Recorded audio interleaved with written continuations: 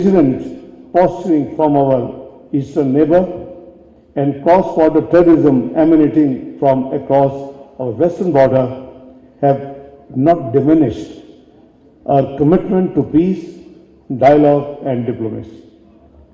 At the heart of the regional instability lies the unresolved dispute of Jammu and Kashmir. Pakistan remains unwavering in its principled position that a just and peaceful resolution of the Jammu and Kashmir dispute in accordance with the relevant United Nations Security Council resolutions and the inalienable right of the Kashmiri people to self-determination is indispensable for lasting peace in the South Asia. We have consistently called for the reversal of the unilateral and illegal measures of 5th of August 2019 and all subsequent actions aimed at altering the demographic and legal status of Indian illegally occupied Jammu and Kashmir. Respect for international law and fulfillment of international commitments are essential for sustainable regional stability and peace.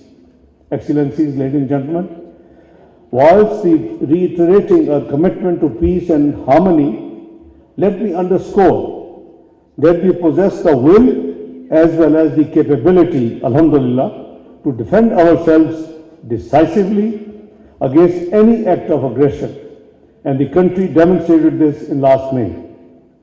Our people and armed forces made a historic display of their iron will and determination in the face of Indian aggression in May 2025.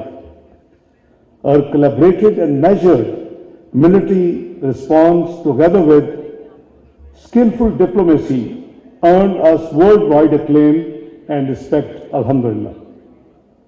The world has since increasingly viewed Pakistan as a reliable, responsible and important partner in the regional and international architecture. Ladies and gentlemen, the international order now places a premium on strategic bilateralism and minilateralism, where states are forging targeted cooperation for shared interests. Pakistan has responded to this evolving trend with a renewed focus on fostering tailored cooperation with our partner countries in priority sectors.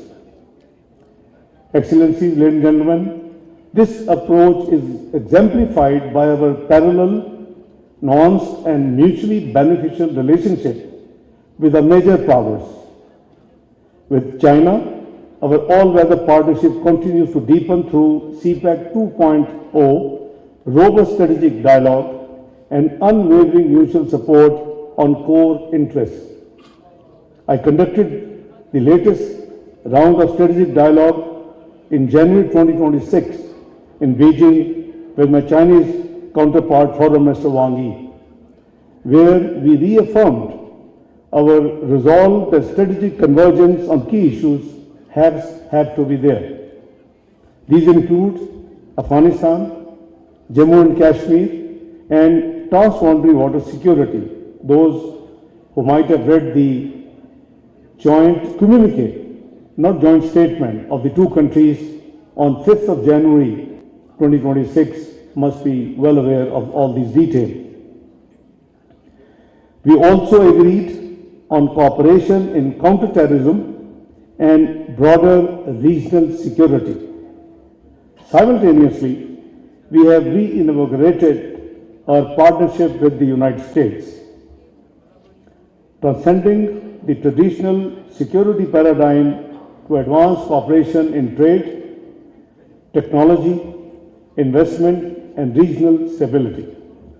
This collaborated approach has enhanced our ability to navigate complexity with skill and confidence, ensuring that our national interests are served without compromising our core foreign policy principles.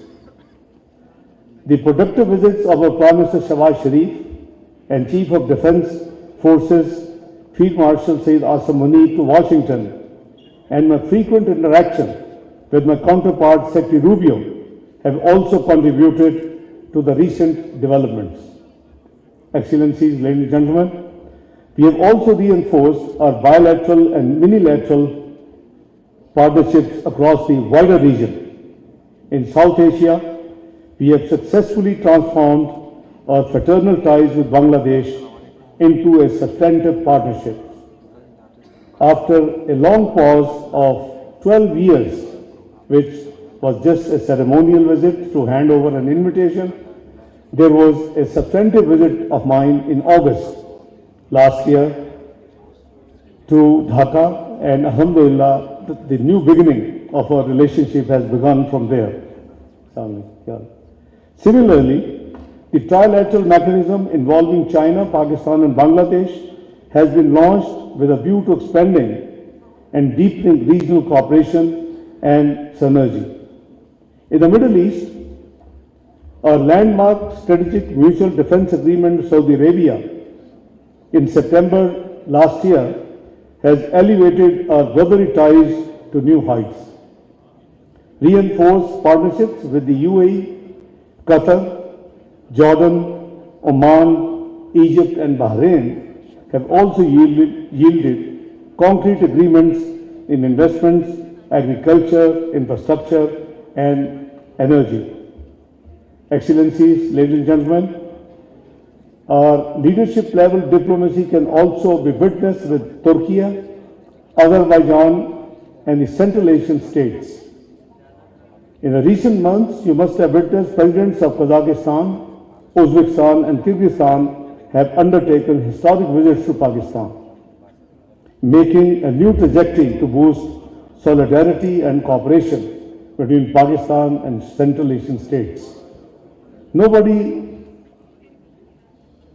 have noticed that the marked difference between the relationship a decade ago, a few years ago, and now is very, very visible. Notably, our brotherly ties with Azerbaijan and Turkey have been further reinforced with the launch of leadership-level trilateral mechanism. Simultaneously, our vision, East Asia policy has ramped up engagement with ASEAN countries with high-level visits of Malaysian Prime Minister Anwar Ibrahim and Indonesian President to Pakistan, and our Prime Minister Shahbaz Sharif's visit to Malaysia have marked significant new milestones. Our enduring bonds with Islamic and Arab nations form a vital pillar of our foreign policy, and we will continue to expand our partnerships across Asia, Latin America and Africa. Excellencies, ladies and gentlemen, let me take a moment to emphasize the role of personalized and high-level diplomacy in advancing Pakistan's foreign policy objectives.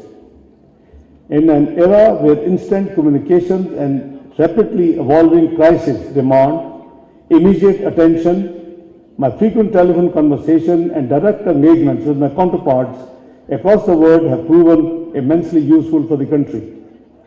These interactions have supported the rapid de-escalation of tensions, fostered deeper trust with partner countries, and enabled the exploration of creative ideas of mutual cooperation.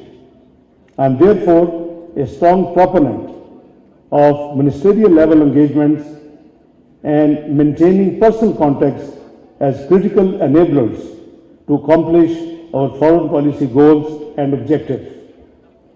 Ladies and gentlemen, Pakistan's election as a non-permanent member of the United Nations Security Council for the term 2025 and 2026 term with a thumping majority of 182 versus 5 is a testament to our constructive diplomacy and the confidence of the global community in our principled stance on issues of peace and security.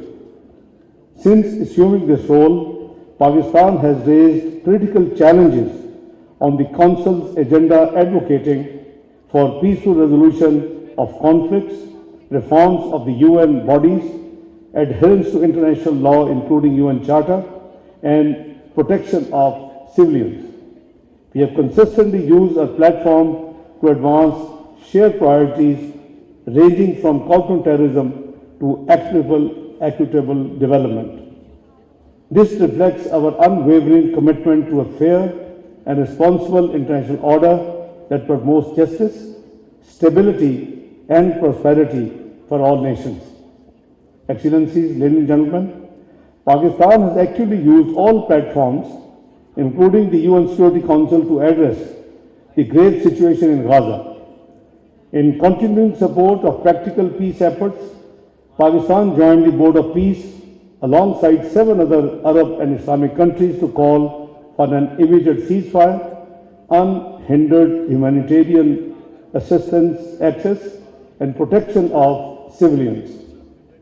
At its inaugural session in Washington last week, these priorities were further emphasized in seeking concrete steps to stop the sufferings, expand humanitarian assistance, and support reconstruction efforts.